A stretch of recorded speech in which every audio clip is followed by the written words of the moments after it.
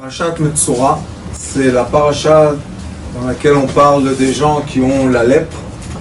Et la raison qu'ils ont la lèpre, c'est parce que, chas v'shalom, ils ont parlé Lashon Hara.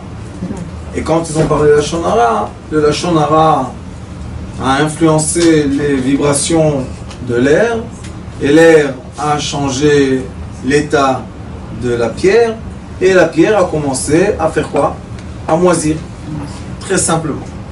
Pourquoi ça ne se passe pas tout le temps? Puisqu'il y a des pierres, il y a de l'air et il y a des paroles de gens. Quelle est la différence entre le Lashon Hara et ce qui n'est pas un Lashon Hara? Alors ici, on voit dans la paracha qui parle de 2 degrés de personnes. Nous avons l'être qui a fauté et nous avons le Kohen.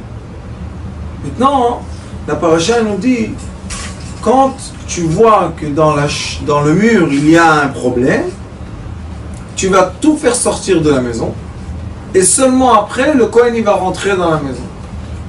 Et si le Kohen il dit que la tache que tu as vue sur le mur est pure, et si elle a dit qu'elle est impure, elle est impure. Maintenant on se pose une grande question. Qui est ce monsieur qui s'appelle le Kohen, qui a la force dans sa parole de dire est-ce que c'est pur ou impur? Dans le Talmud, quand on étudie cette sugia, ce sujet-là, toujours il y a des gens qui se révoltent. Pourquoi ils se révoltent? Ils disent, comment c'est possible que moi je suis un être, et toi aussi tu es un être, et maintenant moi j'ai vu une tache sur le mur de ma maison, et il faut comprendre aussi les conséquences. Si c'est impur, il faut sortir de la maison 7 jours, il faut que le Kohen revienne, il faut voir si c'est parti, c'est bon, sinon il faut gratter le mur, si ça fait encore partie, il faut casser le mur, prendre les pierres en dehors de la ville, dans un endroit qui est impur. Tout ça, pourquoi? C'est très compliqué. Parce qu'il y a une personne qui s'appelle le Kohen, qui a dit, ça c'est pas bien. Première question. Deuxième question, qu'est-ce qui n'est pas bien? Alors, j'ai une tache, la moisiture sur un mur. Quel problème? Pourquoi je dois m'angoisser? Le problème est comme ça. La personne qui est capable de dire si la tache est pure ou impure, c'est une personne qui rentre dans un réseau de quelqu'un impur. N'oubliez pas que les Kohanim, ce sont des êtres qui sont obligés d'émettre le peuple d'Israël, parce que sinon, ils n'arrivent pas à faire monter le sacrifice. Et si chas v'shalom, le Kohen est quelqu'un qui a eu une mauvaise pensée, un instant de mauvaise pensée, quand il a donné le sacrifice est pas soul, ça s'appelle pigoul. Donc nous avons 2 extrémités d'une sphère. Nous avons une extrémité qui s'appelle le Kohen, qui est quelqu'un de très pur, et quand quelqu'un a parlé de la Lashon Hara, il est écrit qu'il tue 3. Celui qui parle, celui qui l'entend, et celui qui en a parlé sur lui. Donc il y a 3 personnes qui sont atteintes par ça, et voilà arrive le 4e, Kohen. Maintenant le Kohen dit, ça, non, ça va, c'est pur.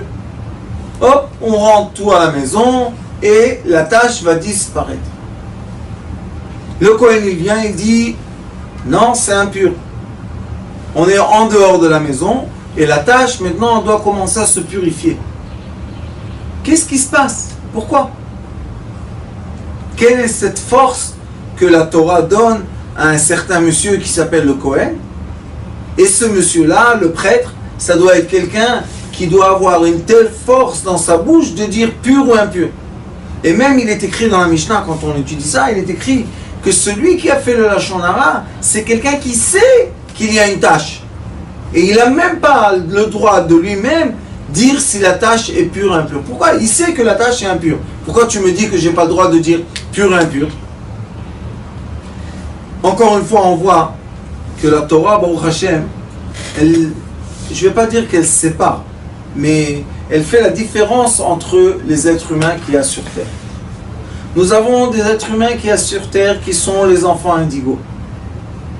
Les enfants indigo, comme on a parlé déjà, et c'est bien d'en reparler beaucoup parce que je vois qu'il y a beaucoup de gens qui se réveillent pour comprendre, regarde, si je suis quelqu'un avec des traits de caractère spécial, je dois être traité comme quelqu'un de spécial et non pas comme tout le monde. D'accord ? Et nous avons les gens, la plupart de l'humanité sont des gens qui s'appellent les Bnei Yehuda, qui sont des gens normaux, qui fonctionnent comme tout le monde. Maintenant, nous avons ici Metzora. Vous savez c'est quoi Metzora? C'est avoir la lèpre. Et la lèpre, ça fait mal, parce que ça mange la peau et ça rentre dans le corps. La lèpre, elle est aussi sur le mur. La lèpre, elle est aussi sur les habits. Donc, on voit que la personne qui est normale, elle fait de certaines choses qui vont emmener des réactions qui sont normales, mais qui lui font du mal. Qui est la personne qui va venir soulager son mal? C'est ça la question. Et pourquoi que ce monsieur-là sacrifie sa vie pour nous? Qu'est-ce qu'on a? Il ne connaît pas la personne. On l'appelle parce qu'il est obligé de venir. On lui dit, monsieur, il y a une maison là avec un doute de lèpre. Hop, il doit quitter Jérusalem, venir, il doit regarder, il doit perdre son temps. Personne ne lui paye pour ça. Et si c'est mauvais, il dit c'est pas bon, la personne doit faire un effort. Et le Kohen va faire encore d'efforts. Maintenant, on va se poser la question très simple.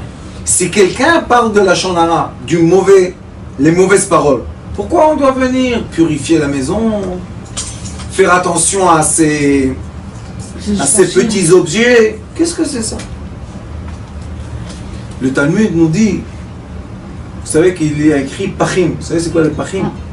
Les Pachim, c'est un petit récipient comme ça, qui mettait dedans le sel. Vous savez, comme les petites selières. Et ils disent que c'était, comment on dit, pas cher. C'était tellement simple que ça coûtait même pas rien du tout. Alors il dit, pourquoi la Torah nous dit qu'il faut faire sortir même les petits Pachim de la maison? Il ne faut rien rester dans la maison. C'est une question. Parce que si quelqu'un a fauté, il a fauté puisqu'il a dit une mauvaise parole. La preuve que la mauvaise parole s'est collée sur le mur. La preuve que le mur maintenant, il a de la lèpre. Non. Alors qu'est-ce que tu fais? Nous, on aurait attendu que quoi? Qu'il faut punir cette personne. Il faut la punir. Et on voit que la Torah, elle dit non. Cette personne-là, parce qu'elle n'a pas assez réfléchi à ce qu'elle a fait. Si elle aurait su qu'elle allait avoir une telle conséquence, elle n'aurait pas fait ce qu'elle a fait. Il doit venir quelqu'un qui est beaucoup plus élevé spirituellement et beaucoup plus amoureux du peuple d'Israël et beaucoup plus puissant dans quoi? Dans ses pensées, pour être capable avec sa parole de purifier quelque chose qui a été impur par un autre. Il y a la même mitzvah qui est très ressemblante, c'est dans la para Adouma, la vache rouge. La vache rouge, c'est très bizarre. Quelqu'un il s'est fait impur. On va au Beth Amikdash. Dans le Beth Amikdash, il y a un Kohen qui est pur. On lui dit écoute, il y a des gens ici qui sont impurs. Sors-toi de ta purification. Descends 2 degrés. Purifie l'impur. Et quand tu vas le purifier, c'est toi qui vas devenir impur. Eh oh, qu'est-ce que c'est cette histoire-là? On voit tout le temps qu'il y a des échanges. Entre qui? Entre celui qui est pur et celui qui est impur. Et ces échanges-là, ils sont sans arrêt dans notre vie. Quand on étudie ce texte-là et on voit jusqu'où la Torah, elle descend vers qui? Vers ceux qui ont fauté pour dire quoi? Dans ta faute, tu dois te purifier. Parce que la faute, c'est un état d'esprit. Et la Torah, elle ne veut pas qu'on soit dans l'état d'esprit de faute. Alors elle dit, celui qui a fauté, je vais lui envoyer un être qui est élevé, un être qui est au-delà du problème. Et cet être-là va purifier quelque chose. Et grâce à sa parole, Celui qui a fait quelque chose qui est interdit sera acquitté. Jusqu'à quel degré on va acquitter la personne? Jusqu'à un degré de cellière, toute petite cellière qui était faite en argile. Des petits trucs comme ça, combien ça coûte? On allait au chouk, ça coûte rien du tout. La Torah elle dit non, tu vas faire sortir les petites salières. Pourquoi? Qu'il n'ait pas de tristesse. Qu'il ne soit pas triste de ce qu'il a fait. Et qu'est-ce qui se passe ici? S'il a fait une faute, il a un droit de le punir. Ça, c'est les gens ignorants. Je vais vous dire pourquoi. Parce que quand quelqu'un il a fait une faute, la Torah nous explique qu'il y a deux êtres humains dans l'être humain. Nous avons l'être humain bestial et nous avons l'être humain lumière. C'est pour ça que ça s'appelle Or. On a la peau comme les animaux et on a l'esprit plus haut que les anges. Alors la Torah, elle veut nous expliquer comme ça. L'être humain, quand il a fait une faute, il était dans un état d'esprit bestial. Maintenant, si tu vas le punir, c'est comme tu frappes un animal. Qu'est-ce qu'il fait le pauvre? Tu le dresses. C'est frapper les gens pour qu'ils aillent tout droit. Mais est-ce qu'ils veulent aller tout droit? Non. Parce qu'on les frappe, on les dresse comme des animaux. Alors les gens, ils vont tout droit. Mais lui, Akadosh Baruch Hu, il ne veut pas des animaux. Parce qu'il en a plein des animaux. Qu'est-ce qu'il veut? Bochen Klayot Valel. Il veut voir c'est quoi ton intention. Maintenant imaginez-vous, un être a parlé de mauvaises choses. Il commence à avoir des problèmes autour de lui. Il va chez qui? Il y en a un qui va s'énerver, il va quitter tout, je ne sais pas qu'est-ce qu'il va faire, et il va aller encore plus dans le mal, s'enfoncer. Il y a un autre, qu'est-ce qu'il va faire? Il va venir chez le Rav ou chez son maître. Il va lui dire, je suis dans un problème, qu'est-ce qu'il y a? Les choses autour de moi se cassent, les choses dans ma maison ne vont pas. Vous savez combien de gens il y a comme ça qui vous disent, le rideau est tombé, oui, le pied d'une chaise se casse, les vitres. Et ils ne comprennent pas. Mais quand la personne est sensible à ça, qu'est-ce qu'elle fait? Elle va chez celui qui est pur pour lui poser la question d'une présence impure. Qu'est-ce qu'il doit faire le pur? Il doit dire, monsieur, chacun son sort. Moi, je me suis purifié, tu me laisses tranquille. Toi, tu t'es impur, tu vas souffrir ton problème. Et je vais, moi, me sortir du problème. La Torah, elle dit non. La vraie Torah est quoi? Nous sommes nés tous liés aux autres. Et sachez que nous sommes tous liés, je parle de tous les êtres. Parce que si maintenant, on est en train de bombarder quelqu'un en Syrie et tuer des enfants et des femmes, personne n'en parle malheureusement, mais c'est très triste cette histoire. Et personne ne fait rien du tout. La vague de quoi? De violence va venir. Elle va atteindre, elle va atteindre, elle va polluer la région entière. Qu'est-ce que vous pensez? Que le cri de femmes et d'enfants innocents qui crient parce qu'ils sont bombardés du ciel, ça va nulle part, ça? Ce sont des vagues qui bougent. Maintenant, si nous, on ne va pas purifier les vagues, comment? En essayant, je ne sais pas comment on fait, mais au moins, j'ai la chance de pouvoir parler à haute voix et dire, il se passe quelque chose. Si on doit contribuer ou si on doit faire quelque chose, on doit le faire. Vous savez pourquoi? Parce que dans 20 ans, les enfants qui habitent dans cette région, ils vont étudier l'histoire de leur région et ils vont voir que voilà, tous les pays autour, leurs ancêtres étaient massacrés et personne n'a bougé.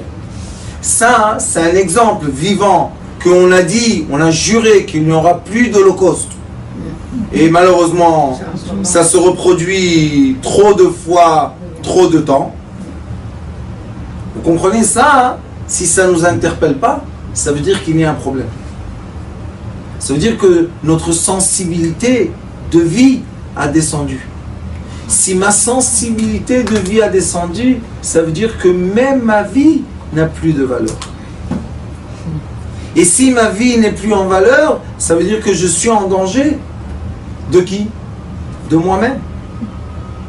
Parce qu'une personne qui a la valeur de sa vie, elle sait freiner quand on l'emmène dans des limites qu'il ne faut pas. Mais si une personne n'a plus de valeur, alors qu'est-ce qu'elle fait? Elle se laisse aller, qu'est-ce qui va être? Allez, on y va. Alors la Torah, elle dit, regarde, tu vois quelqu'un qui est dans la faute, ça veut dire qu'il n'est pas dans la bonne direction. C'est tout. La vie, vous savez, c'est des directions. Tu vas au nord, tu vas au sud, tu vas à l'est, tu vas à l'ouest. Si on serait tous dans un bateau dans l'eau, vous aurez bien compris c'est quoi les directions du vent. Quand le vent ne va pas dans la bonne direction, il faut faire descendre la voile, on dit, pour ne pas aller dans des endroits dangereux. Donc, on est obligé de comprendre que la personne qui n'est pas dans une bonne direction doit être magnétisée de façon positive pour changer sa direction et pour l'attirer vers quoi? Vers le bien. Nous ne sommes pas en train de régler de compte de mal. Parce que régler de compte, je ne veux pas vous dire, mais ce n'est pas une grande sagesse. Hein. On se frappe, on se fait du mal, tout le monde se fait du mal et qu'est-ce qui reste à la fin? Comme on dit, à la guerre, il n'y a aucun gagnant. De tous les côtés, il y a des gens qui partent. Donc la Torah nous dit, regardez, on va envoyer. Vaïdaber Hashem el Moshe Nemo. Akadosh Baruch Hu a parlé avec Moshe et Aaron, il leur a dit, Ki tavo el haaretz Knaan, vous allez venir dans la terre de Knaan. Asher ani noten lachem le'achouza. C'est quoi achouza? Venatati neg atzara de bait eretz achouzatchem. Deux mots qu'il faut clarifier. Le premier mot, Knaan. Knaan en hébreu, Nichna, c'est quelqu'un qui se soumet. Les Kana, ça veut dire que je me soumis à une force. Et après, il est écrit Ani noten lachem le'achouza. C'est quoi achouza? Achouza, c'est le mot achaz. Achaz, c'est tenir quelque chose. Mais ça ne veut pas dire qu'il est à vous à vie. Alors il dit à Kadosh Baruch Hu, écoutez bien. Il y a dans cette terre que je vous donne des lois que vous ne connaissez pas, parce qu'ils n'existent pas dans les terres qui nous entourent. Sauf dans cette terre-là, que les yeux d'Akadosh Baruch Hu, il la regarde du début de l'année jusqu'à la fin de l'année. Ça s'appelle Eretz Kenan. Pour entrer dans ce pays, tu es obligé de faire quoi? De te soumettre à des lois qui ne sont pas toujours logiques. On est d'accord, hein? Ceux qui font la Aliyah, ils comprennent. Et après, il te dit, et sache que tu es ici, c'est pas à vie que tu es, c'est pas éternel. Tu es en train de tenir quelque chose. Tu vas le tenir tant que tu vas être pur. Mais si tu vas partir du chemin de la purification, si vous avez vu, la terre d'Israël est très fine, tu vas aller ou à la mer, ou en Jordanie. Tu ne pourras pas rester ici. Pourquoi? Parce que tu n'as pas la force, les echos, tu n'as pas la force de tenir ça. C'est quoi la force de tenir? Aucune force. Knaan. C'est lui qui tient tout ici, tout en miracle. Hein, sachez, cette terre, c'est un miracle, du début à la fin, d'en haut en bas, de tous les côtés. C'est beau. Quoi? C'est beau. C'est très beau. Alors il dit, Venatati negatzarat bebait eretz achuzatchem. Et moi, Akadosh Baruch Hu, dans cette terre, je fais attention à chaque parole qui sort, à chaque regard qui est. Tout est enregistré et surveillé. Maintenant, qu'est-ce qu'ils disent? Ils disent comme ça. Voilà, quelqu'un est venu, il a une maison, et il va dire au Kohen, les mots, Kenega nir'ali babaï. Maintenant, le Talmud dit, pourquoi Kenega nir'ali babaï? Dit Nega nir'ali babaï. Le Nega, c'est la lèpre. Alors il dit, la lecture dit Kenega. Je semble que j'ai la lèpre, mais je ne suis pas sûr de l'avoir. Pourquoi il dit ça? Le Talmud dit, parce que s'il a dit Nega eshli babaï, la lèpre s'attrape. Alors il dit, je pense qu'il y a quelque chose. Alors qu'est-ce qu'on fait? Nirali babaït, vetziva kohen, Et le Kohen, il vient et il donne l'ordre. L'ordre de quoi? Pinou et tabaï. Avant que j'arrive, on évacue tout ce qu'il y a dans la maison. בטרם יבוא הכהן לראות את הנגע. Pourquoi kanega? Il devrait écrire lirot kanega. Maintenant, quand le Kohen il voit, ולא יטמא כל אשר בבית, ואחר כן יבוא הכהן לראות את הבית. Ça veut dire que maintenant le Kohen, il a la force de l'observation. Et d'après son observation, il va dire est-ce que c'est pur ou impur. Vous savez que comme le Kohen, nous avons aussi le Dayan, le juge. Le juge, c'est quoi un bon juge?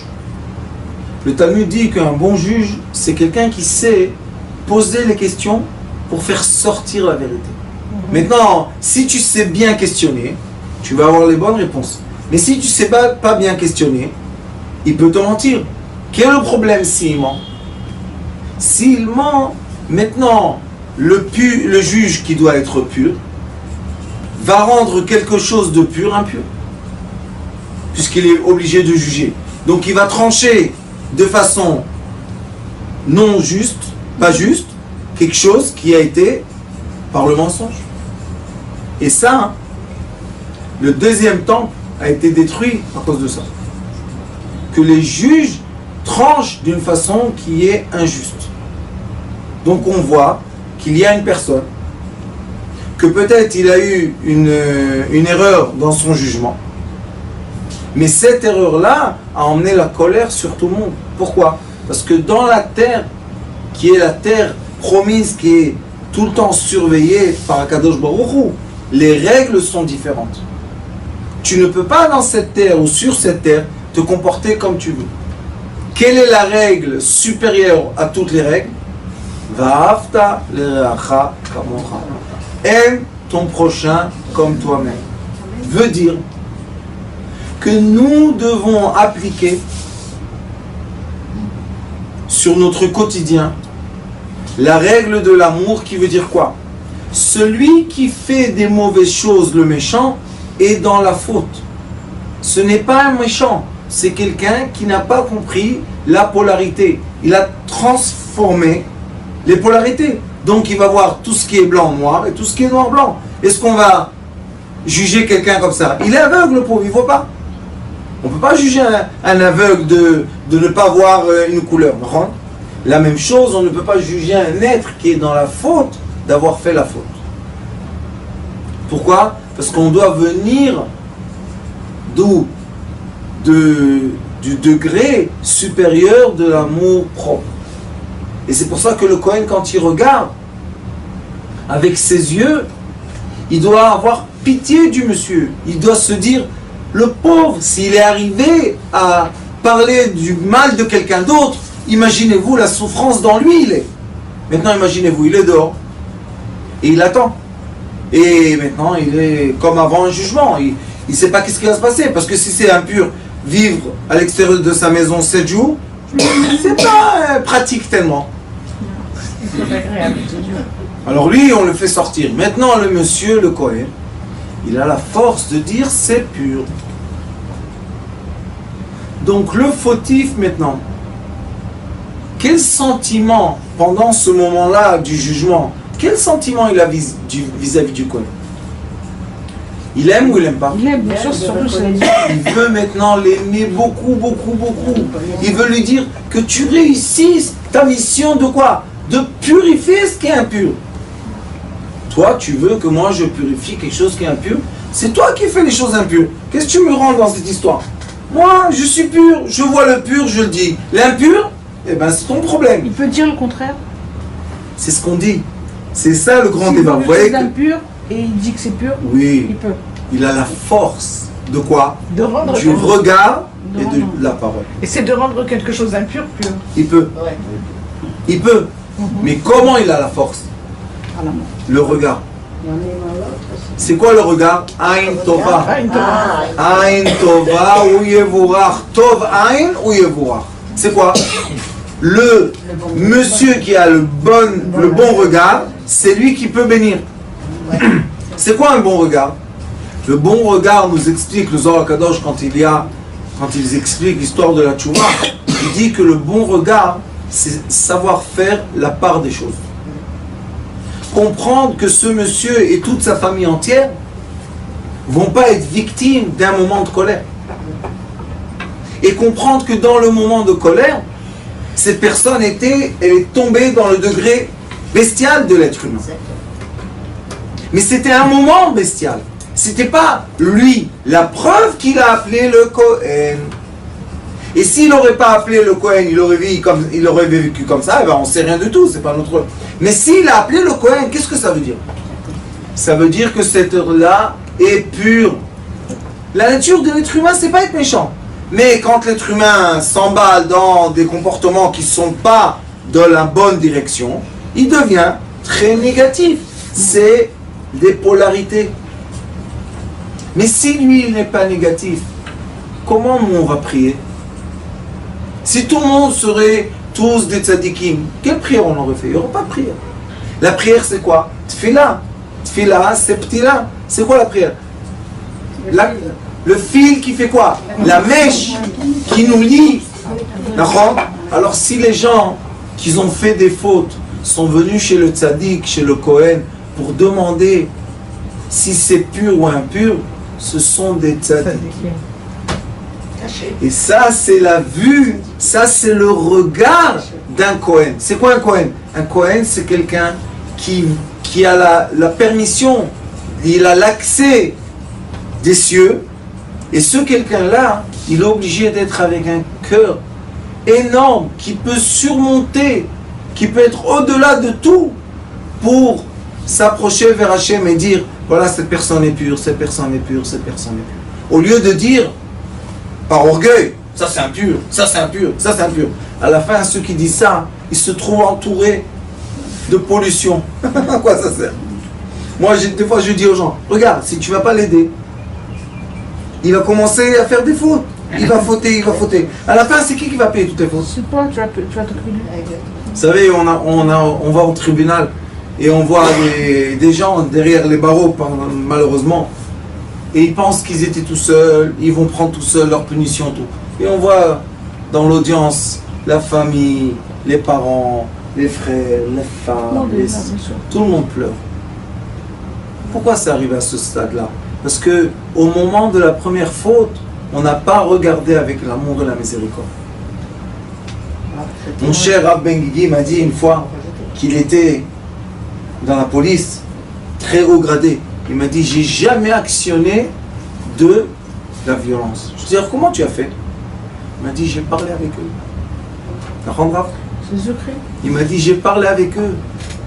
Et après, quand il marchait dans la rue, tout le monde lui disait, bonjour, bonjour, quoi? C'est un policier contre des voyous. À ses yeux, c'était pas des voyous. Et c'est pour ça que quand il se comportait comme il faut. Ça, c'est une grande sagesse, qui est une grande question dans l'éducation moderne. Est-ce qu'on éduque tout le monde et la punition, la récompense, ou bien on éduque tout le monde à quoi? À fleurir chacun dans sa zone de confort. Et le Kohen, il dit, la Torah, elle dit, dans la maison de l'être, où lui, il tient, achaz, ou ochez. Vous savez, en hébreu, ça veut dire, où lui est maintenant, dans son zone de confort, tu dois parler avec lui. Tu ne peux pas lui dire, maintenant, viens dans ma zone de confort, puisqu'il n'y est pas. Et ça, c'est le bon regard. Le bon regard, c'est regarder la zone de confort. Vous savez, aujourd'hui, une dame est venue me voir. Elle m'a dit, elle m'a raconté une histoire pas sympathique de Shlom Bayit. Et sa famille, divorce-toi, fais ça et tout. Je leur ai dit, oui, vous êtes très gentil de lui donner une bonne direction. J'ai dit, on va faire un petit jeu d'imagination. Et disons que vous êtes divorcé. Après. Où vous allez habiter? Qu'est-ce que vous allez manger? Qui va vous habiller? Eux? Non. Eux, ils ne seront pas là, vous inquiétez pas. Ceux qui aboient, ils s'en vont. Je lui ai dit alors, qu'est-ce que c'est ces conseils-là? Peut-être changer votre vue sur votre mari. Peut-être positiver. Vous savez, dernièrement, c'est devenu la mode. C'est un narcissiste et c'est un manipulateur. Tout le temps, tout le monde parle de ça. Ça suffit, on est tous manipulateurs et tous narcissistes. Ouais, c'est la mode. C'est devenu une mode. Et qu'est-ce que c'est le problème de cette mode? Les divorces. On les arrête pas, les divorces. C'est un Pourquoi? vocabulaire. Et les femmes restent seules. Ça, vous savez, c'est quoi? Et les hommes aussi. Ça, c'est le mauvais œil. Mauvais œil. Et pourquoi ils font ça? Parce qu'il y a de l'argent. Il faut, vous savez, la machine qui fait les divorces, c'est une machine qui gagne beaucoup d'argent. Ah, les avocats. On parle pas. Mhm. Bien sûr. La Torah, qu'est-ce qu'elle dit?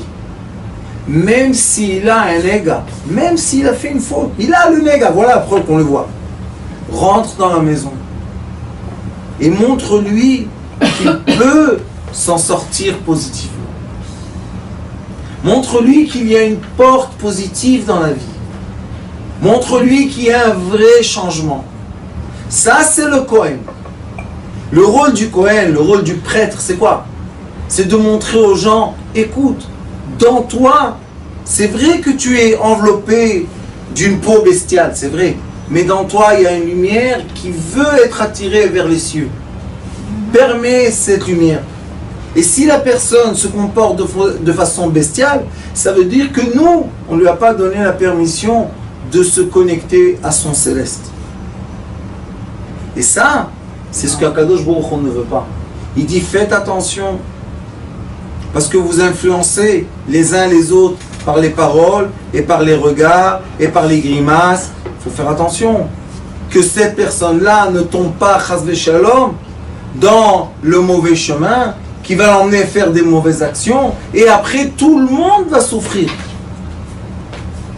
Vous savez, il y a des enfants qu'on les jette de l'école. Allez hop, qu'est-ce qu'il y a? Toi, t'es pas adapté. Nous, on est tous des intelligents. Il y en a deux. Il y en a un qui va trouver la rue. Et dans la rue, il va trouver voyous, violence. Et il y en a un qui va se battre pour réussir. C'est les deux les mêmes. Un jour, ils vont se rencontrer. Le voyou et le riche, ou le voyou, le violent avec le rabbin, quand ils vont se rencontrer, c'est pas les mêmes.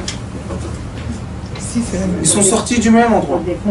Un a choisi la direction de la réussite parce qu'il s'est donné du kavod, et un a choisi la direction mauvaise parce qu'on ne lui a pas donné du kavod. Quelle est la différence entre eux? Les yeux du Kohen, les yeux de ceux qui vont les rencontrer. Qu'est-ce qu'ils vont leur dire la première fois? Est-ce qu'ils vont les humilier et après on va recevoir la violence? Et qui paye la violence, vous savez? Nous tous.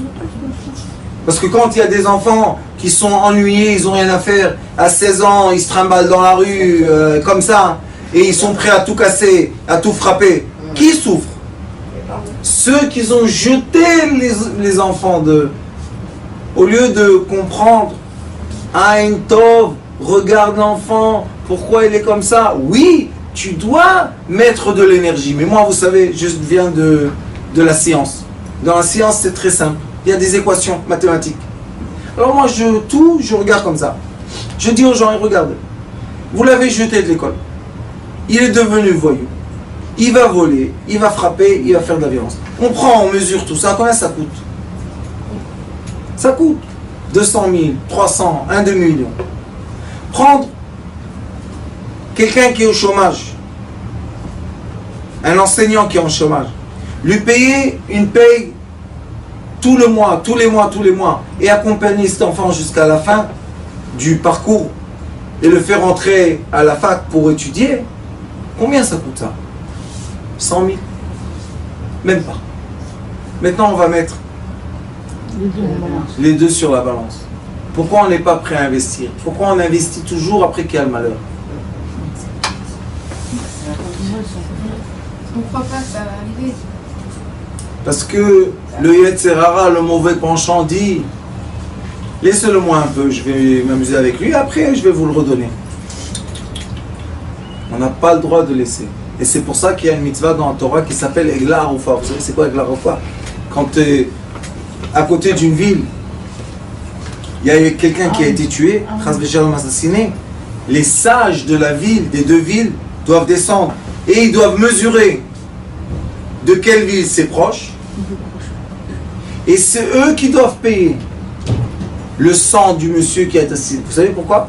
Parce que la Torah elle dit, quand ce monsieur qui a tué est venu demander de manger, est venu demander de l'abri, pourquoi vous avez refusé? Vous avez refusé, voilà la conséquence. Qui paye? Vous. Le rabbin de la ville, il dit, qu'est-ce que j'ai moi avec la violence? Qu'est-ce que j'ai? Moi, je suis dans le Talmud, je suis dans mon étude. Si tu es arrivé au stade d'être le rabbin, c'est pas pour que tu restes dans tes livres. C'est pour que tu descends comme Moshe Rabbeinu, comme Aaron à Cohen. Il passait de temps en temps, voir qu'est-ce qui se passe, comment ça va. C'est ça un vrai berger. Il descend et vous savez que ceux qui étudient la Torah, ils ont toujours ce conflit. Est-ce que je dois fermer mon livre pour parler avec les gens, les aider, ou bien parler avec les gens, je veux pas et je veux rester dans mon livre? Quel est le but de toute cette étude? Il sait pas aider les autres. C'est faire quoi, vous savez? Appliquer dans le monde matériel la volonté céleste. C'est ça le but de l'étude. Si tu appliques pas, si on ne te voit pas sortir de ta zone de confort pour aller voir le peuple d'Israël, qu'est-ce qu'on a besoin de toi? Il y a dans les cieux des anges, croyez-moi, ils connaissent la Torah. Même sur terre, il y a Google. Un truc de plastique comme ça, il connaît par cœur tous les livres, toutes les questions, toutes les réponses, tout ce que vous voulez. Alors quelle est la différence entre Google et l'homme? Le Kohen. C'est quoi le Kohen? Le sentiment, le ressenti vers son prochain. Et sachez que beaucoup, Akadosh Baruch Hu, il a béni le monde de quoi? Il a fait descendre beaucoup de lumière qui s'appellent les enfants indigo. Ces gens-là, ils sont ultra sensibles à leur prochain. Ils sont prêts de faire tout pour sauver quelqu'un. Ils ont des forces surhumaines. Pourquoi Dieu a fait descendre dans le monde ces étoiles là, tellement puissantes?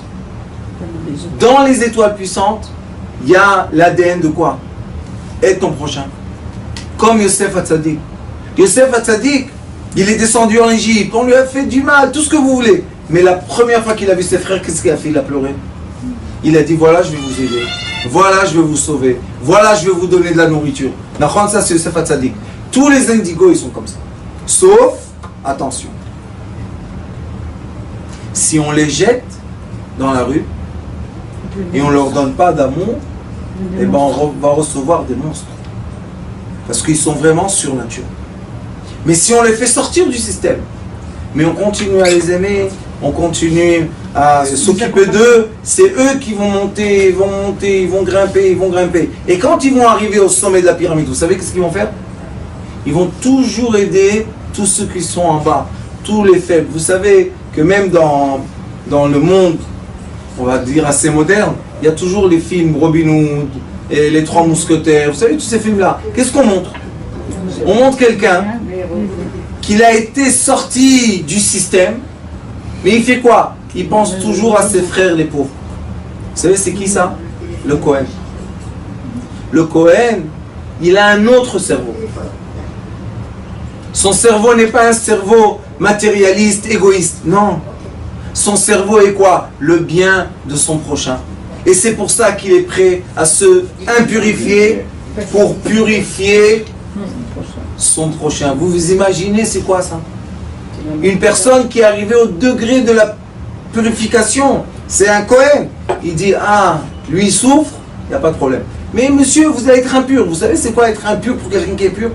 C'est affreux. Pour lui, oui. Comment tu le fais? Parce qu'il a une autre force. Il a une autre énergie. Il a une autre source. Sa source est céleste. C'est pour ça qu'on les appelle les enfants Ségoula. Ségoula, hein, dans les lettres hébraïques, il y a les points en bas et les points en haut. En haut, ça s'appelle Ségolta. C'est quoi Ségolta? Il y a 3 points. 1, 2, 3. C'est Keter, Chochma, Bina. Vaïtem li Ségoula. Vous allez être, pour moi, les gens qui sont comme ça, qui ont la miséricorde dans leur cerveau, vous êtes Ségolta. C'est le ta'am, le plus élevé qu'il y a. C'est quoi? les 3 points, ils sont tout le temps attachés aux 3 points célestes. La couronne, le père et la mère. Ils ne sont pas attachés à ce qui est en bas. Qu'est-ce que tu vas faire? Alors je vais être impur quelques heures, ça va. Un autre, il se dit, il est fou celui-là, qu'est-ce qu'il fait? C'est comme les docteurs, vous savez, les docteurs, Baruch Hashem, ils font 48 heures d'affilée. Ils travaillent pour les autres. Et on se pose une question. Comment ils résistent? Comment ils tiennent? Si vous aurez été un docteur, vous aurez eu ce moteur intérieur d'amour de son prochain pour sauver la vie de quelqu'un, vous aurez compris qu'on peut rester même une semaine sans dormir. Il y a des docteurs, quand il y a la guerre comme il y a en Syrie, et ils vont essayer de sauver la vie des autres, ils rentrent dans des impuretés, ils rentrent dans des maladies. Ils n'ont pas peur. Pourquoi ils ne sont pas atteints? Parce qu'ils viennent d'une autre source. Ce sont des gens qui sont ressourcés d'une autre façon. Leur matière est autre. Quel est le secret de leur matière? Connexion à la lumière céleste. Connexion à l'infini. Connexion à la puissance qui ne finira jamais. Qu'est-ce que tu peux me faire quand tu peux rien faire? Et c'est pour ça que ces gens-là sont prêts à dépasser toutes les limites, sont prêts à tout faire pour leur prochain. C'est qui? C'est le Kohen dans la paracha. Il veut purifier la maison de son prochain qui a fait une faute. Mais lui, il sait qu'il y a une grande différence entre quelqu'un qui fait une faute, qui est maintenant enveloppé par le diamètre bestral, et quelqu'un que quand on l'enlève de ce diamètre, on le met dans la joie, qu'est-ce qu'il fait? Il fait rien que du bien et de la charité. Baruch Adonai l'olam. Amen.